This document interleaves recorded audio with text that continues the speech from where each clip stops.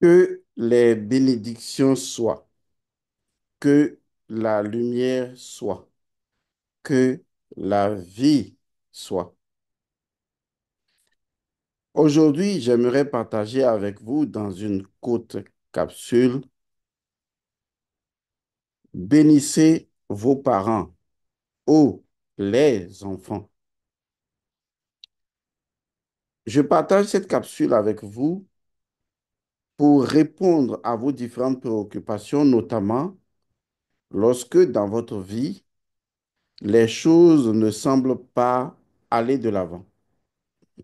Lorsque vous êtes empêtré dans des bocages, lorsque vous êtes en conflit avec des situations qui n'en finissent point, ou lorsque vous avez des problèmes de santé d'origine inconnue, ou lorsque vous avez l'impression d'être dans un labyrinthe, dans une forme de répétitivité situationnelle, alors je vous propose de faire immédiatement ceci.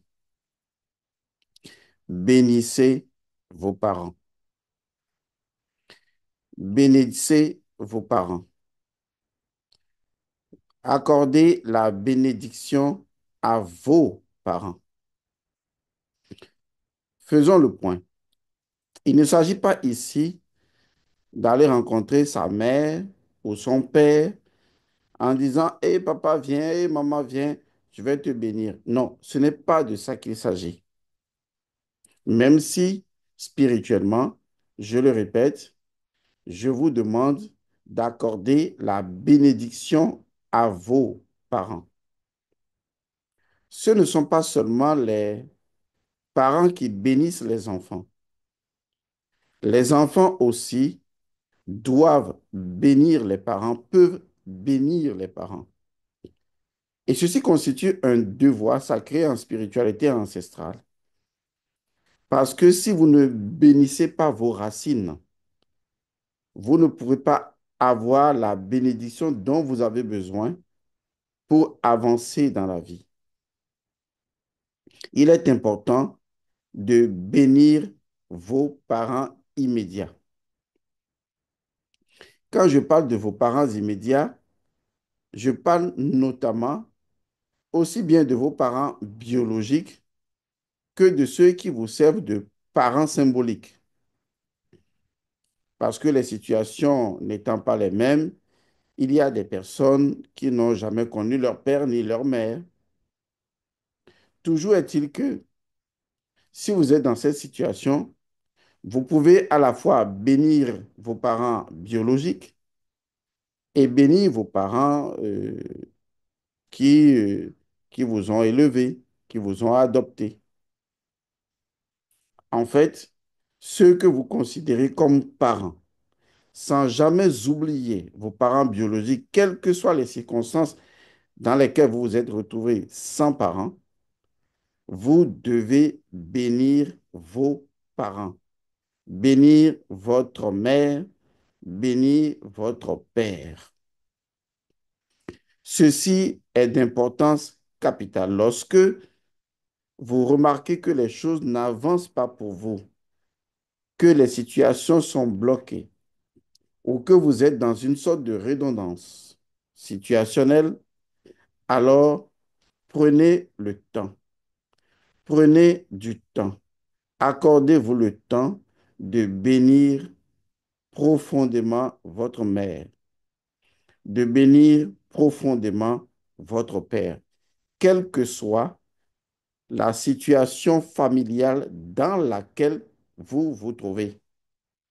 Je voudrais donc dire qu'on ne me serve aucune excuse, et je suis sérieux là-dessus, qu'on ne me serve aucune excuse pour prétendre ne pas vouloir bénir sa mère, vouloir bénir son père. Je voudrais également souligner que quelle que soit la situation dans laquelle vous vous trouvez, le fait de bénir vos parents ne leur enlève pas leur irresponsabilité en un temps donné. Et ceci n'est même pas important à préciser, puisque vous, vous devez jouer votre partition vis-à-vis de la loi naturelle de la mare et veiller à ce que vous soyez en équilibre dans le jet, dans la stabilité. Alors, je vous le répète, qu'on ne me serve pas d'argutie. Ce que je dis, c'est sans exception. Il faut accorder la bénédiction à votre mère, accorder la bénédiction à votre père. Cette bénédiction n'a pas besoin d'avoir lieu en présentiel. Quelle que soit votre position où vous vous trouvez, vous n'avez pas besoin de vous retrouver en présence de votre maman ou de votre papa pour opérer cette bénédiction. Et ça, c'est déjà un élément de base. Je voudrais maintenant expliquer d'abord en spiritualité ancestrale et endogène, lorsqu'on parle de bénédiction, lorsqu'on dit bénir quelqu'un, quels sont les éléments qui entrent en jeu? Parce que si on connaît les éléments qui entrent en jeu, ensuite, on connaît le mécanisme de ces éléments, on peut opérationner efficacement une bénédiction à l'endroit de son père, à l'endroit de sa mère. Mais dans cet exercice de bénédiction des parents, il faut toujours commencer par la mère et arriver ensuite au père. Ainsi fonctionne la loi de l'équilibre, puisque c'est de la fertilité qu'a émané justement la virilité. Il est important de bénir sa mère et de bénir son père pour deux raisons. Je reviens tout à l'heure à ce que je voulais dire en termes de bénédiction. La première raison, c'est que vous souhaitez que votre vie soit fertile, c'est-à-dire que des occasions vous soient données, que la chance vous soit offerte, que des opportunités vous soient libérées, en fait, que la fertilité sous toutes ses formes vous soit accessible et que rien ne vous bloque jamais. C'est ce qu'on appelle le principe de l'espace infini ou de l'infinité spatiale. À partir de ce moment, vous avez l'obligation de faire la bénédiction à votre mère. Car votre mère, lorsque vous la bénissez, ce n'est pas directement elle qui est prise en compte, même si c'est important de le faire, c'est ce qu'elle symbolise, c'est ce qu'elle représente. Et en ce moment, elle est le canal du principe même de la fertilité. Et donc, vous devez, sans en rien penser, avec un cœur de pardon, d'amour, un cœur d'acceptation totale, un cœur de sincérité et d'honnêteté, vous devez bénir votre mère. Vous devez ensuite, pour la deuxième raison, bénir votre père parce qu'il représente le principe de votre propre évolution et donc de la virilité de votre vie.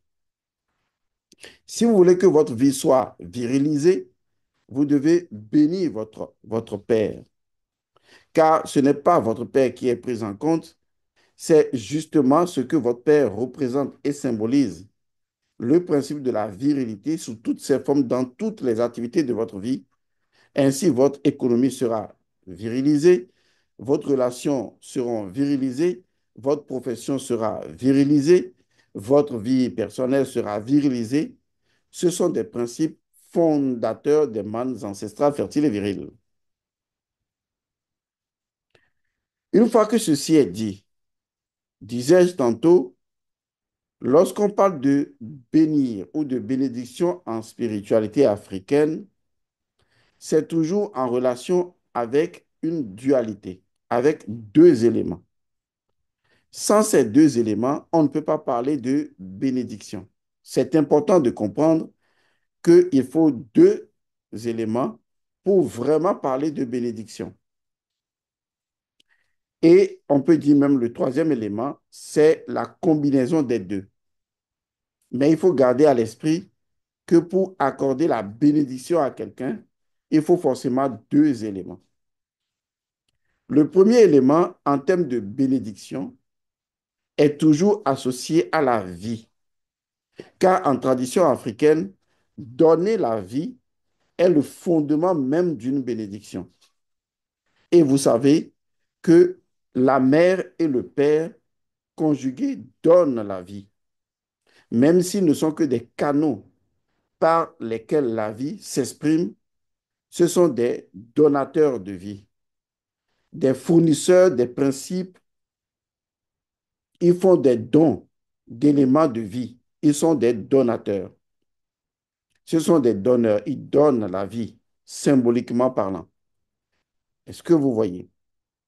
Donc, le premier élément qui est pris en compte en matière de bénédiction, non pas seulement des parents, mais de son entreprise, de ses enfants, de soi-même ou de sa maison, le premier élément important, c'est la prise en compte de donner la vie. C'est important. Et donc ici, la vie est l'élément fondamental que nous devons donner. Et donc si quelqu'un vous bénit, mais qui ne vous donne pas la vie, ça veut dire que, eh bien, il n'y a pas vraiment de bénédiction. Dans la spiritualité égyptienne, donner la vie en termes de bénédiction passe par une formule très fortement consacrée, mais dont la pratique cérémonielle n'est pas prise en compte pour la plupart des personnes. On en parlera dans la deuxième partie. Il s'agit de vivifier. Souvent, vous entendez que ton cas soit vivifié. Vivifier quelque chose, c'est donner non seulement la vie, mais c'est donner de la vitalité. Et la vitalité, c'est toujours de la vie. C'est la vie active, c'est la vie en activité, la vie actualisée. Vous comprenez donc que quand on dit que ton cas soit vivifié, on est en train de te vitaliser. Quand nous disons que votre cas soit éternellement vivifié, nous sommes en train d'accomplir la première partie de la bénédiction. Quand nous disons de nos parents vivants ou morts, peu importe, que votre cas soit éternellement vivifié, nous sommes en train d'accomplir la première partie de la bénédiction ancestrale. Car comme je le disais tantôt, la bénédiction ancestrale tient compte de deux éléments. Donc, quand je veux bénir quelque chose, le premier élément, c'est de donner la vie à la chose. Et pour donner la vie à la chose, j'exprime la parole selon laquelle que ton cas soit éternellement vivifié, ou bien que ton cas soit vivifié. Mais ceci ne constitue que une parole. Mais est-ce que, au préalable, j'ai fait une action avant d'exprimer la parole? Est-ce qu'au préalable, puisque toute la magie est intention, qu'est-ce que j'ai fabriqué dans mon intention avant de dire que ton cas soit éternellement vivifié? Parce qu'aujourd'hui, c'est devenu pratiquement formule morte. Les gens se réveillent, ils te saluent, que ton cas soit vivifié, que ton cas soit vivifié, parce que c'est ce qu'ils disent. Mais ce n'est pas parce que vous dites à quelqu'un que ton cas soit vivifié que le cas est vivifié. Si vous voulez qu'il y ait une action de vivification sur le cas d'une personne, vous devriez connaître le principe ou le rituel ou la cérémonie qui va avec que ton cas soit éternellement vivifié. C'est important parce que si vous n'avez jamais pratiqué l'un des rituels, il y en a beaucoup, si vous n'avez jamais pratiqué l'un des rituels pour vivifier le cas, dans votre intention, sur quelle donnée, sur quel principe, sur quel modus operandi vous vous basez pour dire que ton cas soit vivifié.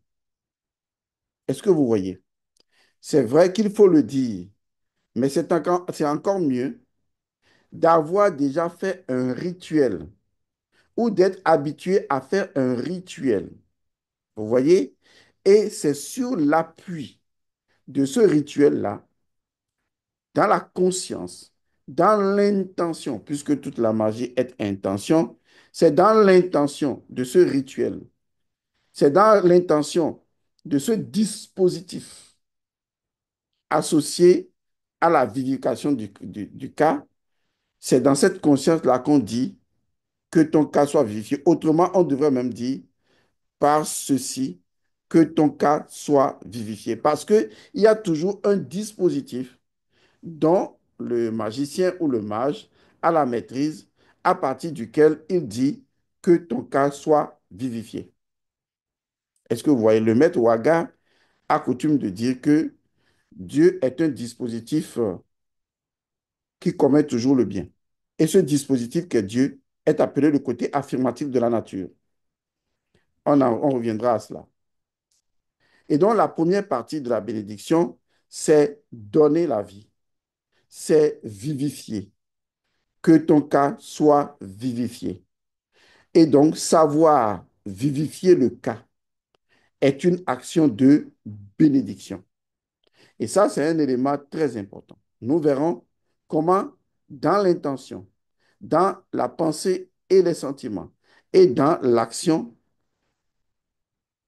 créer ce dispositif de vivifier le cas à partir duquel on peut même depuis chez soi faire la première pratique ou la première partie de bénédiction des parents ou de toute autre chose et dire ensuite que par ceci, que ton cas soit vivifié.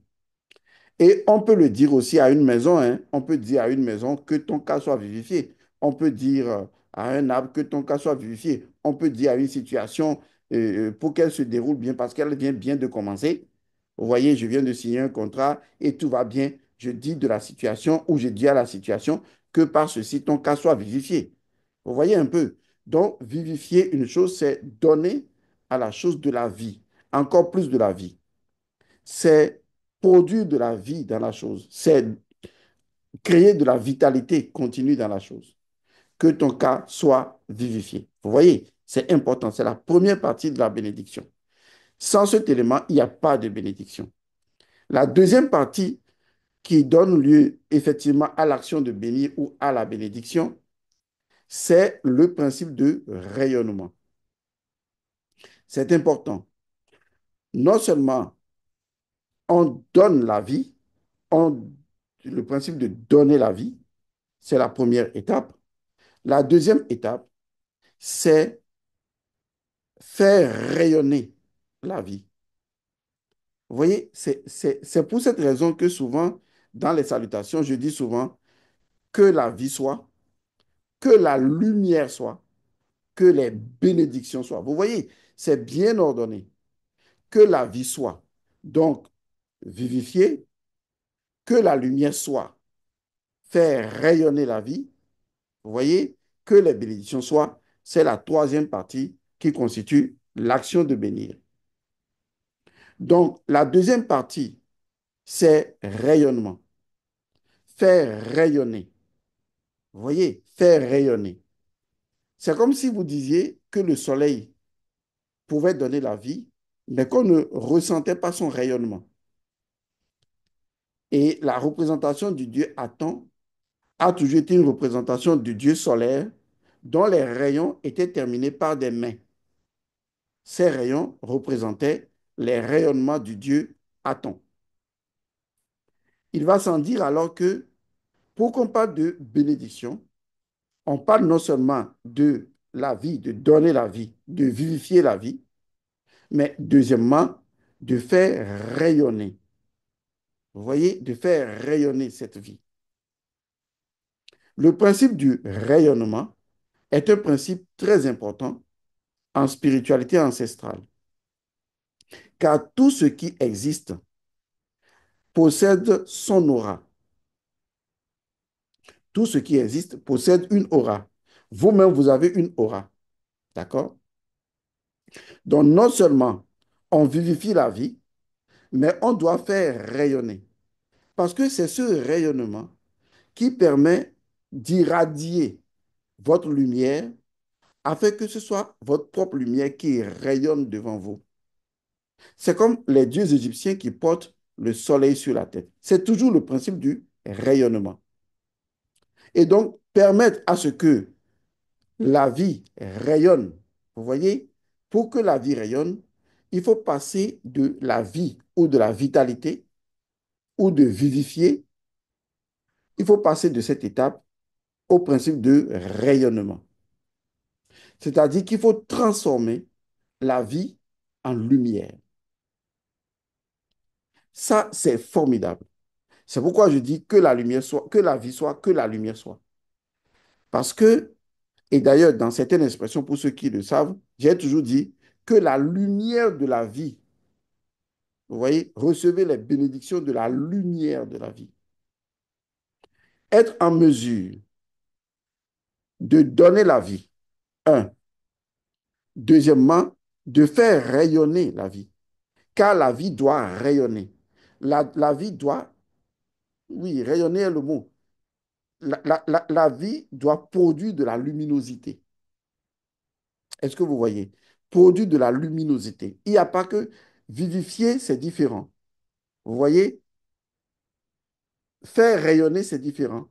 C'est produire le ray, c'est produire la luminosité. Produire de la luminosité. Car la présence de la luminosité dissout automatiquement ce que j'appelle les entités ténébreuses. Les entités ténébreuses étant les entités de limitation. Car s'il n'y a pas de luminosité, s'il n'y a pas de rayonnement, il n'y a pas de transcendance. Déjà, regardez, le corps est limité, mais votre rayonnement astral va au-delà du corps.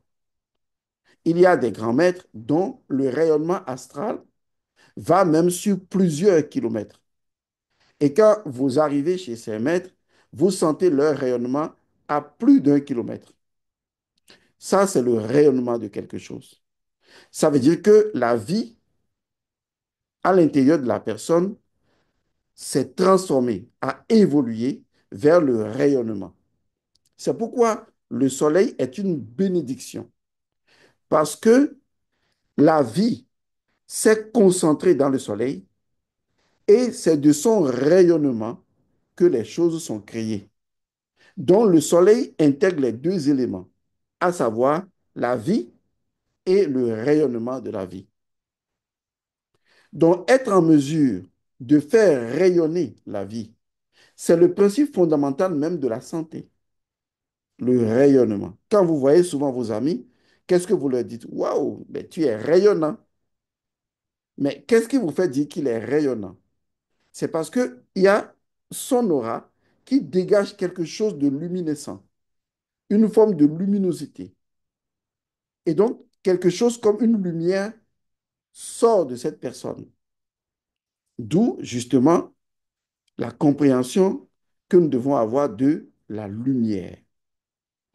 Parce que souvent, quand on parle de la lumière, les gens confondent la lumière à ce qui brille. Et donc, ce qui ne brille pas n'est pas de la lumière. Vous voyez? Et c'est ça ce qui est dangereux. Pour beaucoup de personnes, quand on parle de lumière, c'est forcément ce qui brille.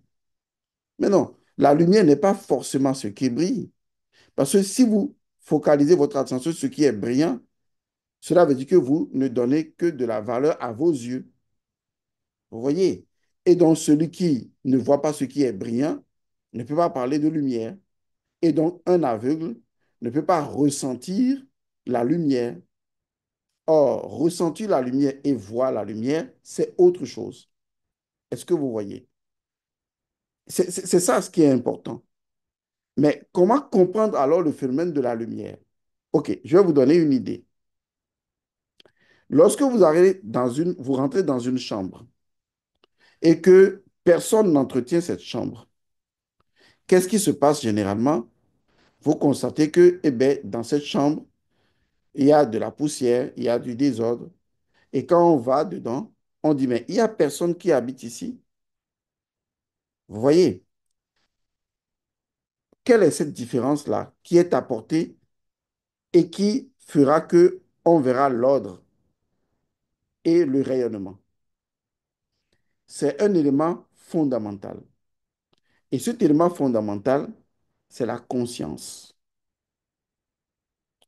La conscience a toujours été associée à la lumière, car la conscience est une disposition préexistante dans la vie elle-même Et donc, il y a la vie, la vitalité de la vie qui vivifie, et il y a cette dimension rayonnante de la vie où on fait prendre à la vie une conscience, une forme d'éveil.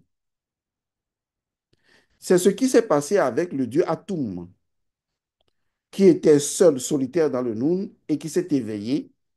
Et de son éveil, il a irradié son illumination. Donc, deux éléments sont à prendre en compte, éveil et illumination. Donc, ces deux éléments constituent la lumière. Or, ce qui apporte la lumière, c'est justement la conscience. C'est la conscience qui apporte cette dimension de l'éveil et de la lumière. L'éveil amplifié va donner naturellement de la lumière. Et donc, je peux produire de la lumière. Et pour produire la lumière, je vais utiliser un chemin très simple et très court. Pour produire de l'éveil et de la lumière, je vais utiliser un chemin très court, très simple. Le principe de la Trinité. Le principe de la Trinité est encore appelé le principe de la triangulation métaphysique. À partir du moment où une chose peut être triangulée, il se crée automatiquement l'éveil et la conscience. D'où le principe que vous avez dans le symbole de la pyramide où on trace, on fait un triangle avec un œil dedans pour montrer que il y a éveil et illumination. Nous verrons cela dans la deuxième partie, mais je tiens à vous dire qu'il est important, fondamental, si vous voulez briser les blocages, si vous voulez sortir d'une redondance, si vous voulez améliorer votre vie, vous devez prendre le temps, du temps nécessaire sur une période importante et ne faire que ça, bénir vos parents immédiats. Et si vous le faites, vous verrez beaucoup de choses se débloquer pour vous. Car si votre source, votre racine a de la puissance et du pouvoir, même si source et racines sont différentes, si vos racines ont du pouvoir et de la force, je vous assure, votre vie ne peut que s'élever encore et encore. Alors oui, oh les enfants, bénissez vos parents encore et encore et encore. Et vous verrez les résultats que cela va produire dans votre vie. Paix et bénédiction à chacun d'entre vous. Je vous retrouve dans une autre capsule pour l'épisode qui va suivre. Merci.